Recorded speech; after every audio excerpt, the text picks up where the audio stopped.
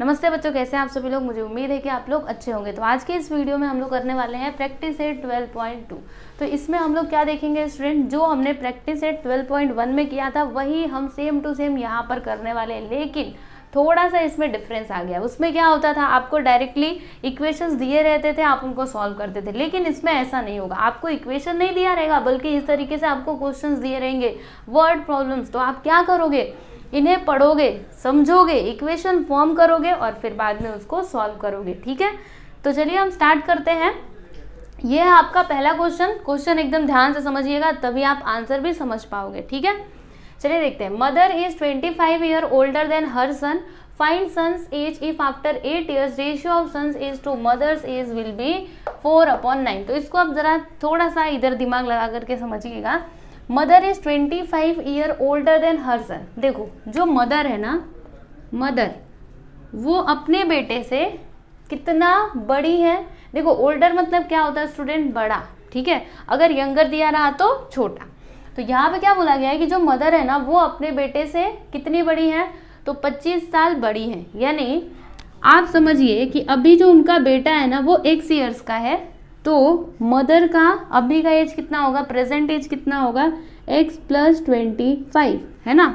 यही होगा, बेटा अगर x ईयर्स का है तो मदर कितने साल की होंगी, कितने ईयर्स की होंगी, तो x + 25 ईयर्स की होंगी, क्योंकि वो अपने बेटे से 25 साल बड़ी है। तो उनके एज में हम क्या करेंगे, 25 को प्लस कर देंगे। राइट, समझ में आ रहा है आपको।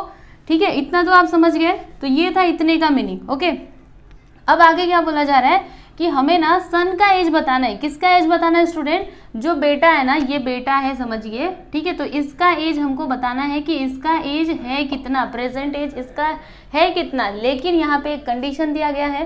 ठीक है, if after 8 years ratio of son's age to mother's age will be 4/9। मतलब अगर 8 सालों के बाद son's age to mother's age, यानी सन का एज ऊपर आएगा और नीचे आएगा मदर का एज। ठीक है, तो इनके एज का रेशियो कितना हो जाता है, 4/9 हो जाता है। तो फिर आप बेटे का एज बताइए कि वो अभी कितने साल का है, उसका प्रेजेंट एज कितना है। तो क्या आप इसको कर सकते हो? यस, करने के लिए तो दिया गया है, तो करेंगे ही ना। कैसे करेंगे वो मैं आपको समझाती हूँ, सुनिएगा। देखो, अभी पहला क्वेश्चन है तो आपको थोड़ी सी प्रॉब्लम होगी, है ना। आपको लग रहा होगा अरे ये क्या दिया है, लेकिन कुछ भी नहीं है, मेरा यकीन करो। इसमें कि अगर आप पूरे सम्स कर लोगे और एक बार प्रैक्टिस कर लोगे या फिर बस आप देख लोगे, तब आपको सम समझ में आने लगेंगे। ठीक है, फटाक से आप सॉल्व कर पाओगे। चलो देखते हैं, अभी ज़्यादा बातें नहीं करेंगे। यहाँ पर लिखते हैं लेट। देखो, जो सन है ना, उसका प्रेजेंट एज उसको हम कंसिडर कर लेते हैं x ईयर्स। ठीक है, तो यहाँ पर हम लिखेंगे let the son's present age be x years. ठीक है, अभी बेटा कितने साल का है बच्चों, 1 साल का है। ठीक है, तो उसकी मम्मी कितने साल की होंगी, x + 25, क्योंकि वो उससे 25 साल बड़ी है। तो यहाँ पर हम क्या लिखेंगे, एंड मदर्स, एंड मत लिखिए, यहाँ पर लिखिए देयरफॉर, है ना। अगर बेटा इतने साल का है तो मम्मी कितने साल की होंगी, therefore mother's present age is equal to क्या हो जाएगा, x + 25 ईयर्स। ठीक है, इतना आपको समझ में आया ना।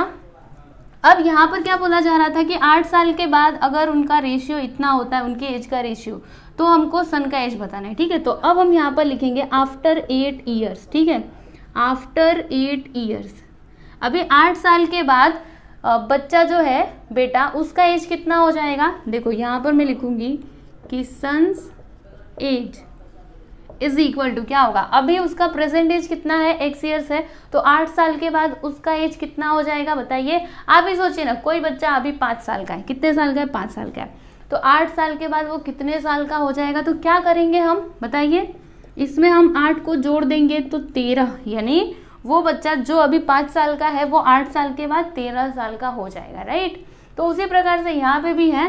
देखिए, अभी बेटे का एज कितना है, x ईयर्स है, तो 8 साल के बाद कितना होगा, x + 8 ईयर्स। ओके, ये मैं क्यों निकाल दी हूँ, क्योंकि अभी मुझे लिखना पड़ेगा ना, रेशियो लिखना है, तो उसमें मैं कौन सा एज लिखूंगी, ये वाला 8 साल बाद वाला, ये वाला नहीं लिखूंगी, ये तो प्रेजेंट का है, यहाँ पे प्रेजेंट के ऊपर कंडीशन नहीं दिया गया है, बल्कि 8 साल के बाद जो एज है ना उसके ऊपर ये कंडीशन दिया गया है, ठीक है। तो बेटे का एज कितना हो जाएगा, x + 8 year, and mother's age is equal to, mother का प्रेजेंट एज कितना है स्टूडेंट, x + 25।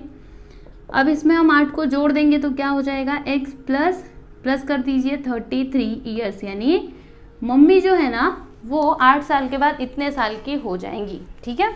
इतना क्लियर है आपको। अब हम यहाँ पर लिखेंगे अकॉर्डिंग टू गिवन कंडीशन, ठीक है। अभी जो क्वेश्चन में कंडीशन दिया गया उसके अनुसार, according to given condition, condition लिखने के बाद इस प्रकार से कॉमा लगाते हैं, ठीक है। अभी ध्यान से इधर देखना, यहाँ पे क्या बोला गया है, son's age to mother's age. देखो हमको एक बात तो पता है कि ये रेशियो में ही आने वाला है, यानी A/B के फॉर्म में ही आएगा, लेकिन पहले हम बेटे का एज लिखेंगे या फिर मदर का एज लिखेंगे। तो पहले क्या है, सन, फिर बाद में मदर है ना, तो क्या लिखेंगे हम यहाँ पे, सन्स एज, ठीक है, बेटे का एज। तो बेटे का एज कितना है, 8 साल के बाद वाला, x + 8, तो यहाँ पर लिख देते x + 8। मदर का एज कितना है, x + 33, ठीक है। तो रेशियो कितना हो जाता है, 4/9। समझ में आया आपको।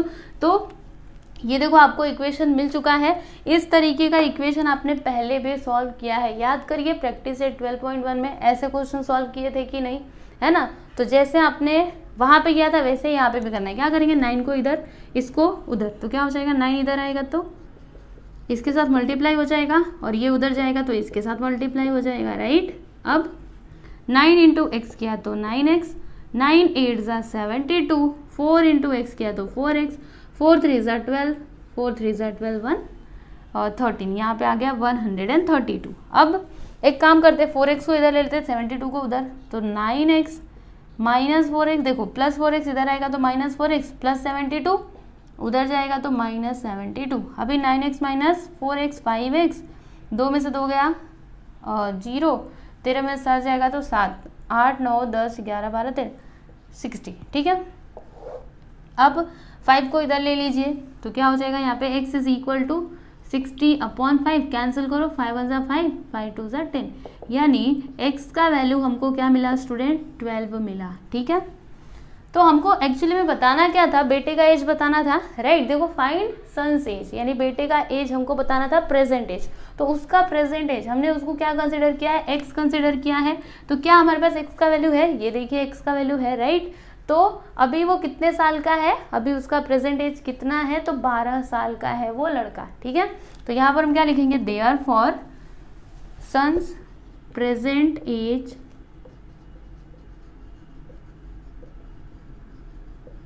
इज 12 ईयर्स, ठीक है।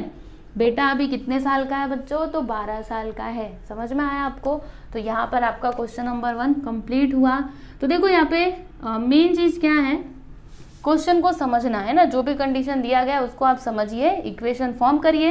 एक बार आपने इक्वेशन फॉर्म कर लिया तो उसको आप सॉल्व करना जानते ही हो। आपने पहले कितने इक्वेशन ऐसे सॉल्व किए, राइट, है ना। इक्वेशन सॉल्व करके आप x का वैल्यू निकालिए, मतलब वेरिएबल का वैल्यू निकालिए, बस आपका आंसर, मतलब आपका क्वेश्चन कंप्लीट हो जाएगा। चलिए आप इसको लिखिए, उसके बाद हम लोग अगला क्वेश्चन देखते हैं। यहाँ पर देखिए ये है आपका क्वेश्चन नंबर 6। इसमें क्या बोला जा रहा है, ध्यान से देखिएगा। The denominator of a fraction is greater than it's numerator bye 12। तो सबसे पहली बात, फ्रैक्शन मतलब क्या होता है। देखो फ्रैक्शन यानी क्या, न्यूमरेटर में कुछ रहता है और डिनोमिनेटर में कुछ रहता है। अच्छा, न्यूमरेटर और डिनोमिनेटर क्या होता है, ये आपका a है, ये आपका b है, ठीक है, a/b। तो ये जो ऊपर वाला रहता है ना, इसको हम क्या कहते हैं, न्यूमरेटर कहते हैं, और जो नीचे वाला रहता है उसको हम क्या कहते हैं स्टूडेंट, डिनोमिनेटर कहते हैं, ठीक है। याद कर लो, दिमाग में बिठा लो। a मतलब ऊपर वाला क्या है, न्यूमरेटर, और नीचे वाला मतलब क्या है, डिनोमिनेटर, ठीक है। समझ में आया इतना। अब एक बार फिर से मैं इसको पढ़ती हूँ, फिर आपको एक्सप्लेन करती हूँ, सुनिए। The denominator of a fraction is greater than it's numerator bye 12। यानी देखो कोई तो आपके पास फ्रैक्शन है, अभी हमको पता नहीं कि वो फ्रैक्शन क्या है, ठीक है। कोई तो एक फ्रैक्शन है जिसमें डिनोमिनेटर क्या है, न्यूमरेटर से 12 ज्यादा है। जैसे समझिए कि आपका न्यूमरेटर x है, तो डिनोमिनेटर क्या हो जाएगा स्टूडेंट, 12 ज्यादा, यानी x + 12, ठीक है। समझ में आया। तो ये आपका क्या होगा, फ्रैक्शन होगा, ठीक है। अब यहाँ से ना कंडीशन चालू हो रहा है, यहाँ से देखो कंडीशन दिया गया है कि अगर न्यूमरेटर में हम क्या करते हैं, 2 को डिक्रीज करते हैं यानी 2 को माइनस करते हैं और डिनोमिनेटर में 7 को प्लस करते हैं, तो फिर जो हमको नया वाला फ्रैक्शन मिलेगा ना वो 1/2 के इक्वल हो जाता है। तो हमको वो फ्रैक्शन बताना है कि फ्रैक्शन होगा क्या। ठीक है, तो कैसे करोगे, चलो मैं आपको बताती हूँ। सबसे पहले यहाँ पे लिखो लेट, जो न्यूमरेटर है ना उसको हम लोग x कंसिडर करेंगे, तो यहाँ पर लिखेंगे let the numerator of a fraction be x। Numerator को हमने क्या कंसिडर कर लिया स्टूडेंट, x कंसिडर कर लिया, तो डिनोमिनेटर क्या हो जाएगा, therefore denominator is equal to, denominator क्या है न्यूमरेटर से 12 ग्रेटर। अच्छा, ग्रेटर मतलब क्या होता है, ज्यादा, ज्यादा मतलब प्लस करना है। ओके, अगर लेस बोला तो माइनस करना है, दिमाग में बिठा लीजिए।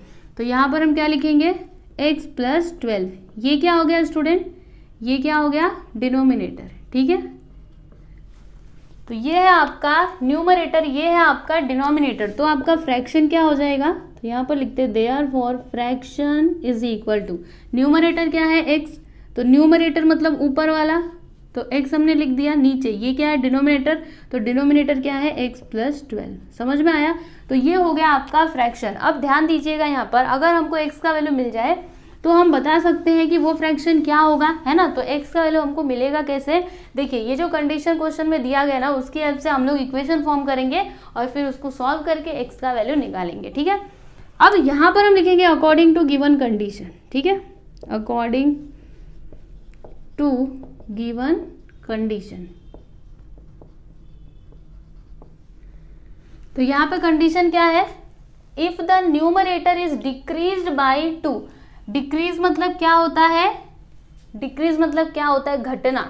ठीक है, जैसे आपके पास ये नंबर लाइन है, ठीक है, और मैं कहती हूँ डिक्रीज होना, डिक्रीज होना मतलब पीछे आएगा और इंक्रीज बोलूंगी तो आगे जाएगा। समझ में आया, तो ऐसे आप थोड़ा समझने की कोशिश करो, डिक्रीज यानी कम और इंक्रीज यानी बढ़ना। ठीक है, तो यहाँ पे क्या बोला गया है कि if the numerator is decreased bye 2, यानी जो आपका न्यूमरेटर है ना उसमें से जब हम 2 को माइनस करते, ठीक है, जब हम क्या करते हैं x में से मतलब न्यूमरेटर में से 2 को माइनस करते हैं and the denominator is increased by 7, और जो आपका डिनोमिनेटर है ना, डिनोमिनेटर क्या है x + 12, तो ये क्या हो रहा है, इंक्रीज हो रहा है। इंक्रीज यानी क्या होता है, बढ़ना। कितना बढ़ रहा है, तो 7 बढ़ रहा है, यहाँ पर लिख देते हैं 7।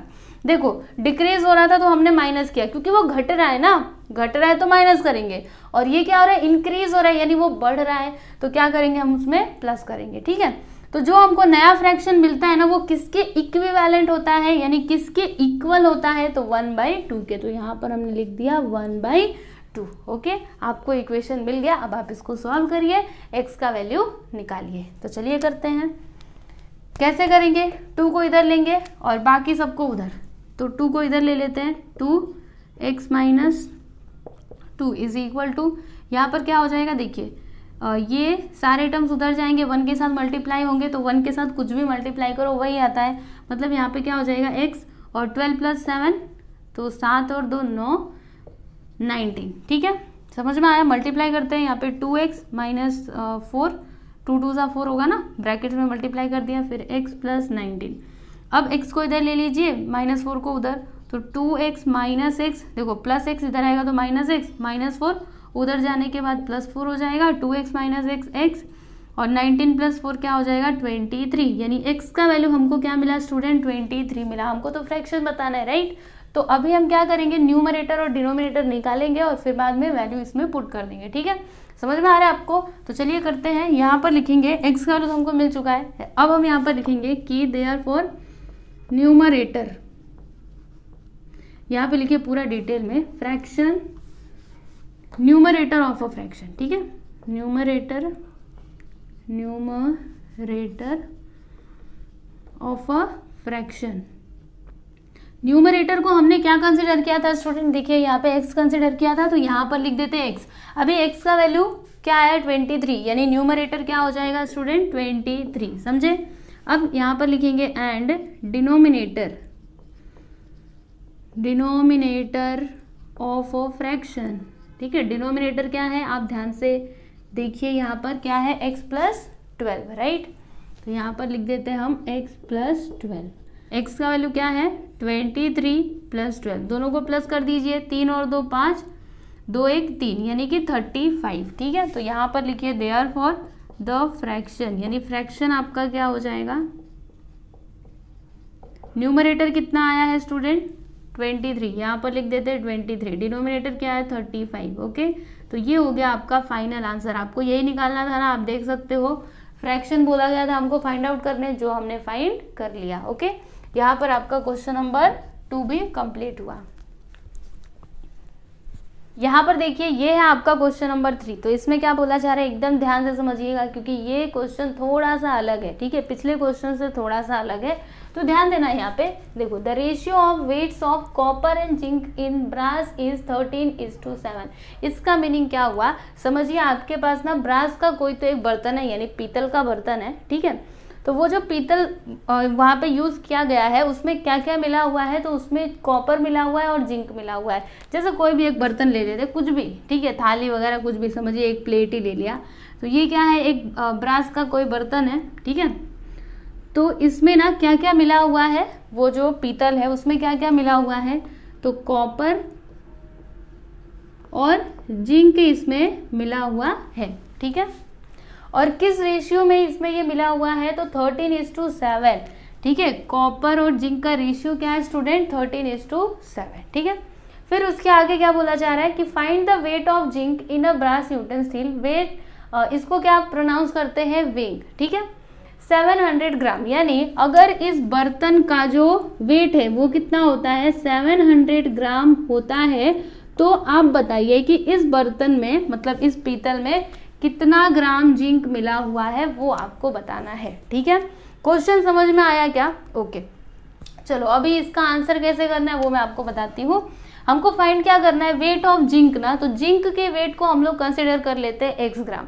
मतलब इस पीतल के बर्तन में, ये जो पीतल है इसमें ना x ग्राम जिंक मिलाया गया है, ऐसा हम कंसिडर कर लेते हैं। तो यहाँ पर हम लिखेंगे let the weight of zinc in brass utensil be x gram.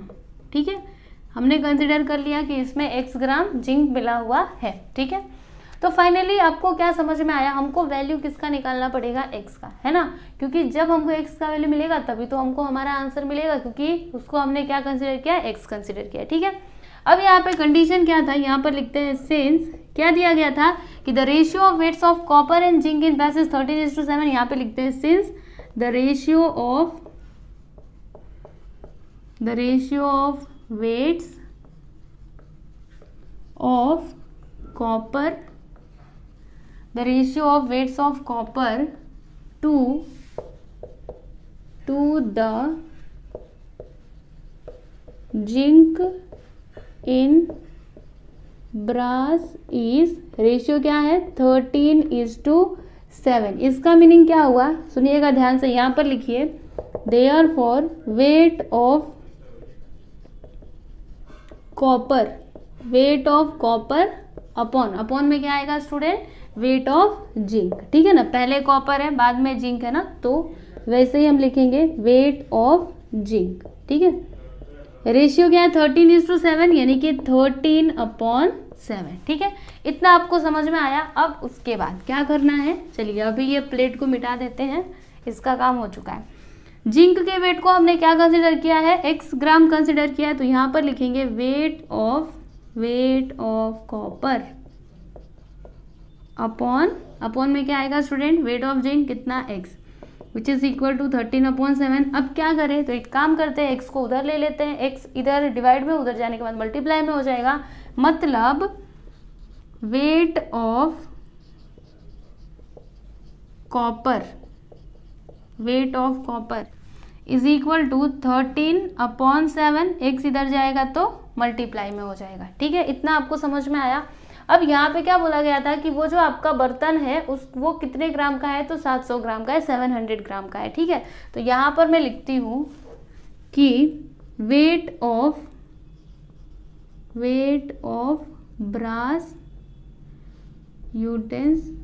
Sales. Okay, कितना है 700 ग्राम। ठीक है, तो अब ध्यान दीजिएगा, ये जो आपका ब्रास का बर्तन है इसमें जिंक मिलाया गया है और क्या मिलाया गया है, कॉपर। ठीक है, तो कॉपर का वेट कितना आया है, ये देखिए 13/7x, मतलब यहाँ पर हम लिखेंगे 13/7x प्लस जिंक के वेट को हमने क्या कंसीडर किया, x कंसीडर किया है। तो दोनों मिला करके कितना होता है स्टूडेंट, 700 ग्राम होता है ना, दोनों मिला करके, क्योंकि ये दोनों को जब हमने मिलाया तब जाके ये बर्तन तैयार हुआ है। ठीक है, तभी ये 700 ग्राम का हुआ है। तो कॉपर कितना ग्राम, 13/7x, तो ये हमने लिख दिया, और जिंक कितना ग्राम, x ग्राम। ठीक है, तो दोनों को जब हम प्लस करेंगे तभी तो हमको 700 मिलेगा ना। ठीक है, समझ में आया आपको। तो आप देख सकते हो आपको इक्वेशन मिल चुका है, अब आप इसको सॉल्व कर दीजिए, आपको आंसर मिल जाएगा। ठीक है, तो कैसे करेंगे, यहाँ पे क्रॉस मल्टीप्लीकेशन कर देते हैं।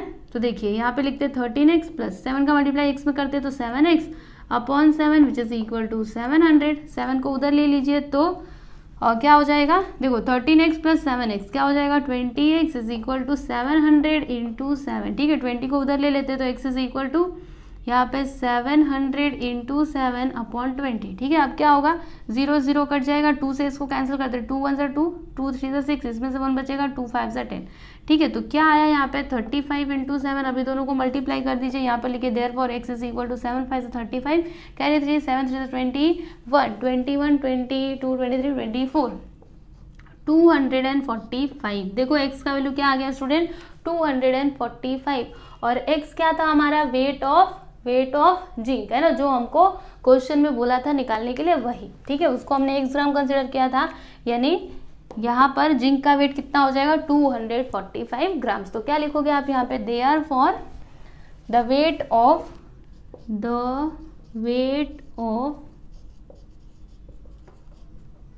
जिंक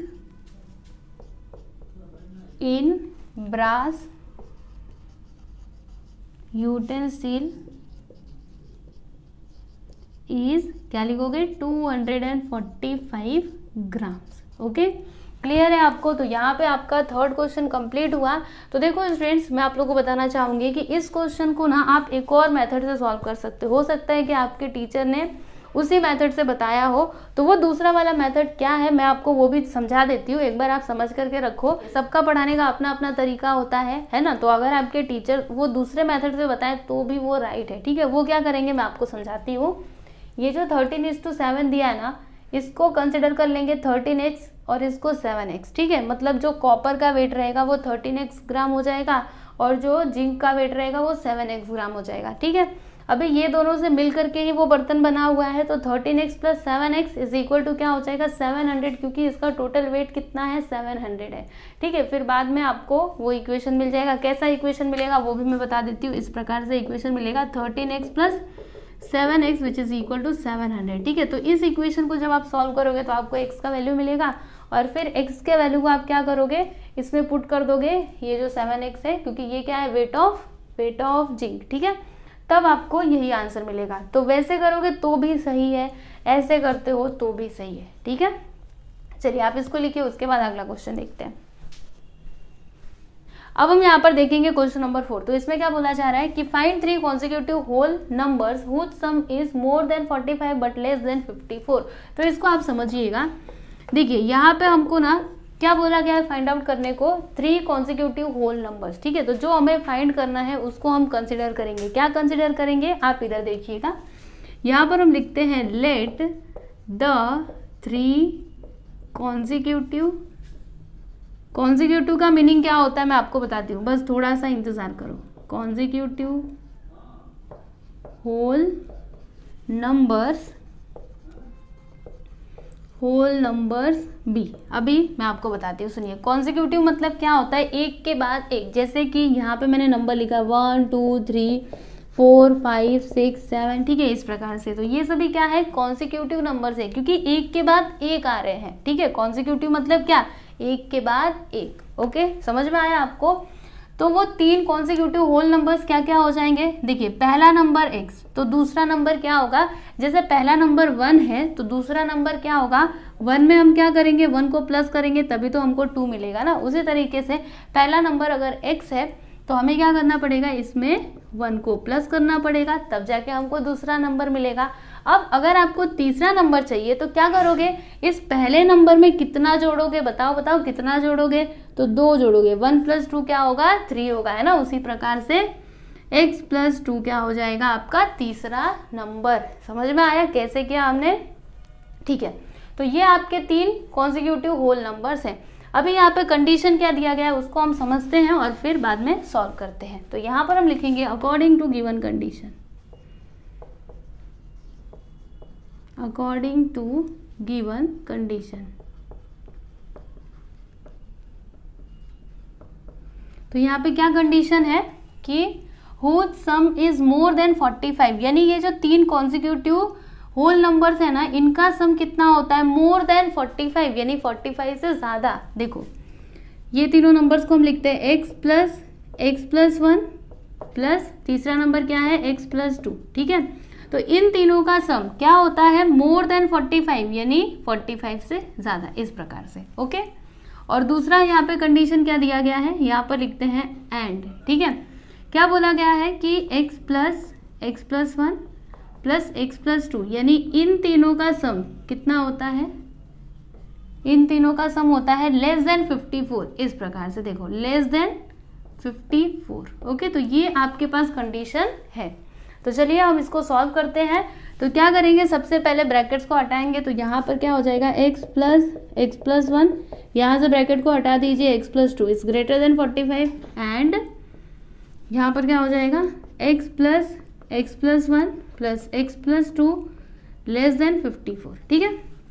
अब क्या होगा, देखिए x + x 3 बार x है, तो यहाँ पे क्या हो जाएगा 3x + 1 + 2 3 ग्रेटर देन 45, एंड यहाँ पर क्या हो जाएगा x + x, यहाँ पर हो जाएगा 3x 1 + 2 3 इज लेस देन 54, ठीक है। अब एक काम करते, 3 को उधर ले लेते, तो क्या हो जाएगा, देखिए 3x इज ग्रेटर देन, 3 को उधर लेंगे तो ये इधर प्लस में है, उधर जाने के बाद माइनस में हो जाएगा, एंड यहाँ पर भी 3 को उधर ले लेते हैं, तो 3 इधर प्लस में है, उधर जाएगा तो माइनस में हो जाएगा, ठीक है। यानी यहाँ पर क्या होगा, देखिए 3x इज ग्रेटर देन 45 - 3 करेंगे तो 42, एंड यहाँ पर 3x इज लेस देन 54 - 3 कर दीजिए, तो 4 में से 3 गया 1, यहाँ पे 51, ठीक है।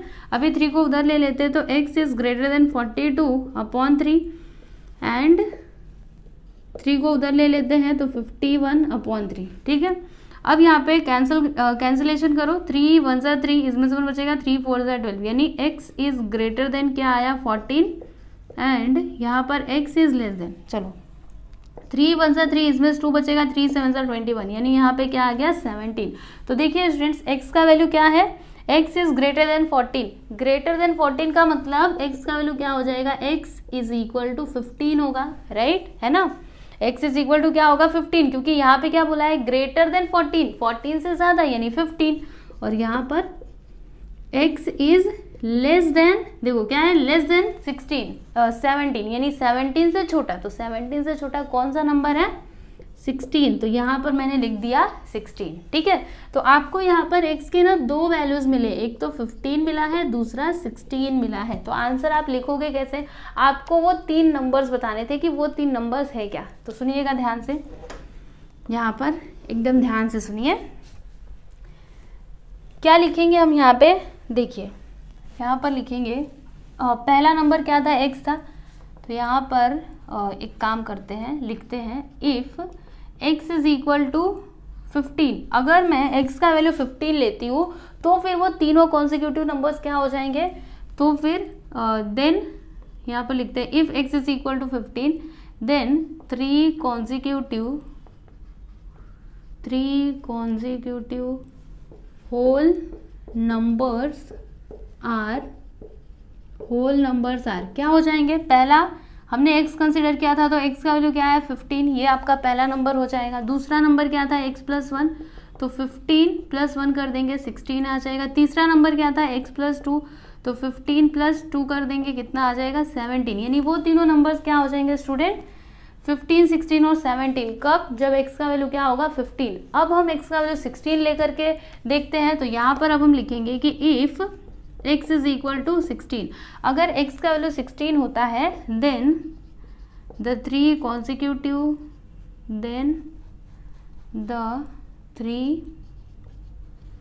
consecutive whole numbers are, क्या होगा, देखिए पहले नंबर क्या था, x था, तो x का वैल्यू कितना लिया है 16, दूसरा नंबर x प्लस 1 था, तो 16 प्लस 1 क्या हो जाएगा स्टूडेंट 17, और तीसरा क्या था x प्लस 2, तो 16 प्लस 2 क्या हो जाएगा 18, राइट। 16 प्लस 2 क्या हो जाएगा स्टूडेंट 18। समझ में आया आपको। तो अगर x का वैल्यू हम 16 लेते हैं, x का वैल्यू 16, तो वो तीनों नंबर्स क्या हो जाएंगे 16, 17 और 18। समझ में आया आपको। तो अभी लास्ट में आप आंसर कैसे लिखोगे, लास्ट में आप लिखिएगा यहाँ पर therefore the three consecutive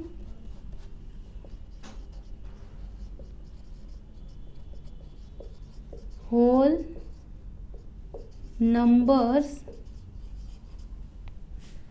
are, दोनों को लिखिएगा, ठीक है। पहले आप लिखिए 15, 16 एंड 17 और यहाँ पर लिख दीजिए और, ठीक है। या तो ये होगा या फिर ये तीनों नंबर्स क्या हो जाएंगे 16, 17 और 18। समझ में आया आपको। तो यहाँ पर हमने क्वेश्चन नंबर 4 कंप्लीट कर लिया। देखा आपने कितना आसान था, बस थोड़ा सा लेंदी है, लेकिन यहाँ पे ज़्यादा कुछ डिफिकल्ट है नहीं। बस आपको ये कंडीशन समझना था कि मोर देन 45 और लेस देन 54। ओके, अब हम लोग देखेंगे क्वेश्चन नंबर 5। तो देखिए इसमें क्या बोला जा रहा है कि इन अ 2 डिजिट नंबर, यानी आपके पास कोई 2 डिजिट का नंबर है, तो उसमें ना digit at the tens place is twice the digit at units place, यानी जो आपका टेंस प्लेस का डिजिट है ना वो यूनिट्स प्लेस के डिजिट का 2 गुना है। मतलब क्या, ये हो गए आपके 2 डिजिट के नंबर, ये है आपका यूनिट्स प्लेस, ये है आपका टेंस प्लेस, है ना, बचपन में सीखा था 5वीं 6वीं में। ये होता है यूनिट्स प्लेस, ये होता है टेंस प्लेस, ठीक है। अब जो आपका टेंस प्लेस का नंबर है ना, ये क्या है यूनिट्स प्लेस के डिजिट का, सॉरी, ये जो आपका टेंस प्लेस का डिजिट है वो यूनिट्स प्लेस के डिजिट का 2 गुना है, ट्वाइस है। ट्वाइस मतलब क्या होता है 2 गुना, यानी अगर ये x है तो ये क्या हो जाएगा 2x हो जाएगा, ठीक है। इतना समझ में आया। उसके बाद यहाँ पे कुछ कंडीशंस दी गई हैं, तो इनको हम बाद में देखेंगे। पहले आपने इतना समझा, क्या समझा, ओके, अच्छी बात है। चलिए लिखते हैं। अभी लिखेंगे कैसे इसको, देखिए जो आपका टेंस प्लेस का यूनिट्स प्लेस का डिजिट है ना, उसको हम लोग x कंसिडर कर लेंगे। तो यहाँ पर क्या लिखेंगे, let the digit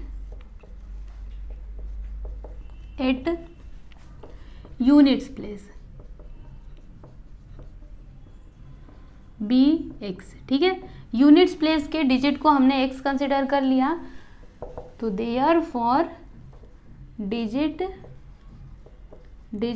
at tens place, तो फिर टेंस प्लेस का डिजिट क्या हो जाएगा, यहाँ पे क्या बोला गया था ट्वाइस, यानी कि 2 गुना, है ना, तो यहाँ पर हो जाएगा 2x, ठीक है। तो अब ये आपका यूनिट्स प्लेस का डिजिट है, ये आपका टेंस प्लेस का डिजिट है, तो आपका ओरिजिनल नंबर क्या हो जाएगा, यहाँ पर लिखिए देयरफॉर ओरिजिनल नंबर। तो ये हम कैसे निकालेंगे, यहाँ पे ना बहुत लोग मिस्टेक करते हैं, पर मिस्टेक आपको नहीं करना है। अब मैं आपको थोड़ा सा एक्सप्लेन करती हूँ, सुनिएगा। समझिए आपके पास नंबर है 12, ठीक है। तो ये क्या है यूनिट्स प्लेस, ये क्या है टेंस प्लेस, ठीक है।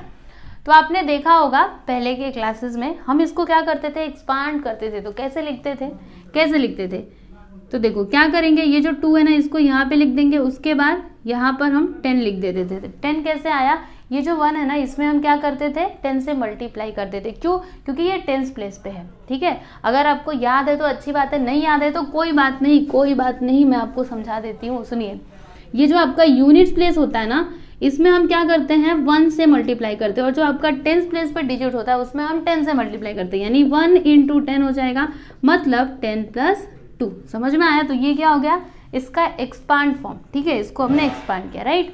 अब समझिए यहाँ पर ये आपका टेंस प्लेस का डिजिट है, तो 2x लिखा। अभी ये टेंस प्लेस का डिजिट है, तो इसमें हम क्या करेंगे, किससे मल्टीप्लाई करेंगे बताइए, 10 से मल्टीप्लाई करेंगे। तो यहाँ पर हम लिख देंगे 10 प्लस, और ये क्या यूनिट्स प्लेस का है, तो अगर मैं x में 1 से मल्टीप्लाई करूंगी तो वही नंबर आएगा, यानी x, ठीक है।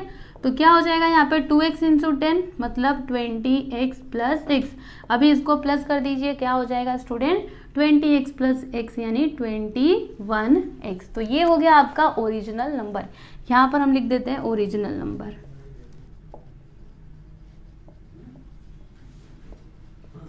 तो ये देखिए ये क्या हो गया आपका ओरिजिनल नंबर, ठीक है।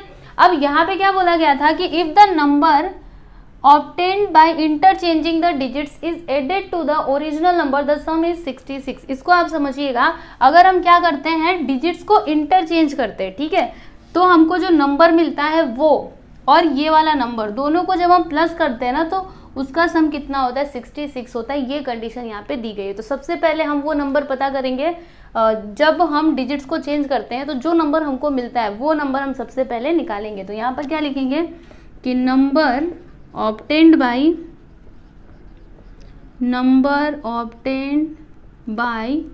interchanging the digits,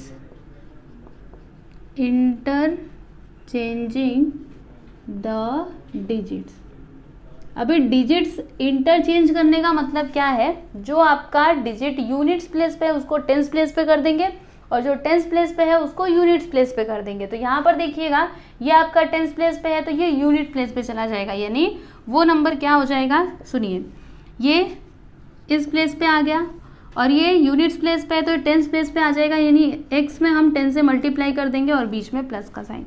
तो आपको नंबर क्या मिलेगा 10 इंटू एक्स करेंगे तो 10x प्लस 2x यानी कि 10x प्लस 2x क्या हो जाएगा 12x, ठीक है। तो ये नंबर आपको कब मिला, जब हमने डिजिट्स को क्या किया इंटरचेंज किया तब, ठीक है। अब यहाँ पर हम लिखेंगे according to given condition, condition के हिसाब से अकॉर्डिंग टू गिवन कंडीशन। अभी कंडीशन क्या बोला गया था, मतलब क्वेश्चन में क्या दिया था कि अगर आप ये वाला नंबर और ये वाला नंबर दोनों को प्लस करते हो तो सम कितना होता है 66 होता है, ठीक है।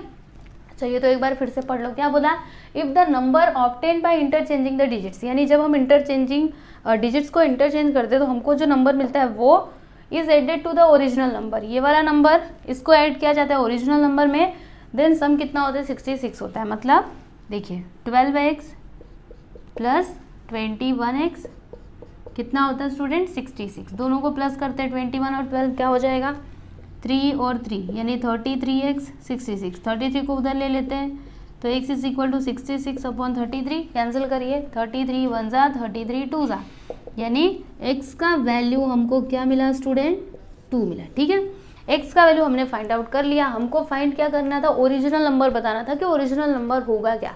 तो ओरिजिनल नंबर कितना आया था, ये देखो 21x, हमारे पास x का वैल्यू है तो हम क्या करेंगे इसमें x का वैल्यू पुट कर देंगे जिससे हमको हमारा आंसर मिल जाएगा। तो अब हम क्या लिखेंगे, यहाँ पर लिखेंगे therefore original number is equal to 21x था, x का वैल्यू क्या है यहाँ पे देखिए 2, तो अभी हम 2 लिख देते हैं। तो 21 इंटू 2 यानी 2 1 जा 2 2 2 जा 4 क्या हो जाएगा 42। ये क्या हो गया स्टूडेंट आपका ओरिजिनल नंबर, समझ में आया आपको। तो यहाँ पर आपका क्वेश्चन नंबर 5 भी कंप्लीट हुआ और इस वीडियो में हम बस इतना ही करेंगे। हमने 5 क्वेश्चंस कंप्लीट कर लिए हैं, पहला दूसरा तीसरा चौथा और पांचवा, अभी भी 5 क्वेश्चंस बचे हुए हैं। तो उन क्वेश्चंस को हम लोग नेक्स्ट वीडियो में सॉल्व करेंगे जिसका लिंक मैं आप लोग को डिस्क्रिप्शन में भी दे दूंगी, ठीक है। तो चलिए स्टूडेंट्स मिलते हैं हम नेक्स्ट वीडियो में, धन्यवाद।